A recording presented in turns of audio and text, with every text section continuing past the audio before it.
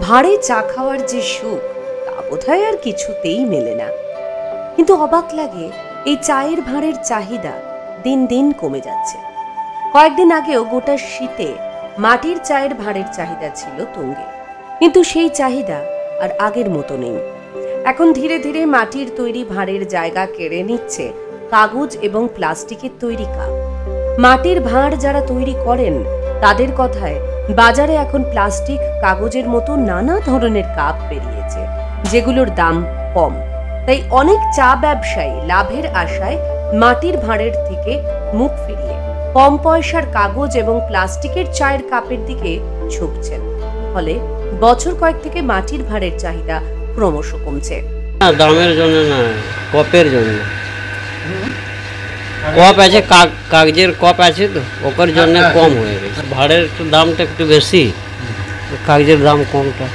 তো আগে তো মানে মানুষ খেত, কিন্তু মানুষ এখন সব খাচ্ছে, এটা কাগজে খাচ্ছে, তখন কি বলবো। আর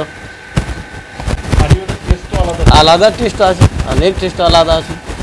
বছর কয়েক আগেও শক্তিগড়ের মাটির ভাঁড় পাড়ি দিত ভিন জেলাতে, কিন্তু এখন তা ইতিহাস।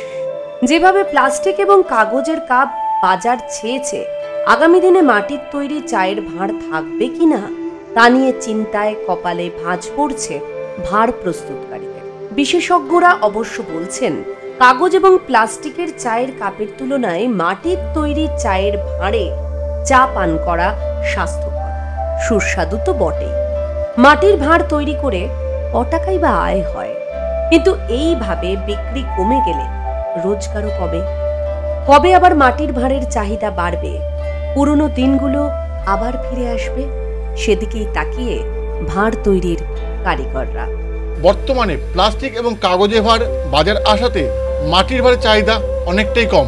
তবে আগামী দিনে যে পরিমাণে নতুনত্ব জিনিস আসছে, তাতে করে মাটির ভাঁড়ের চাহিদা কতটা জায়গা নিতে পারবে সেই নিয়ে উঠছে প্রশ্ন। বর্ধমান থেকে সঞ্জিত কি রিপোর্ট, এক্সপ্রেস নিউজ।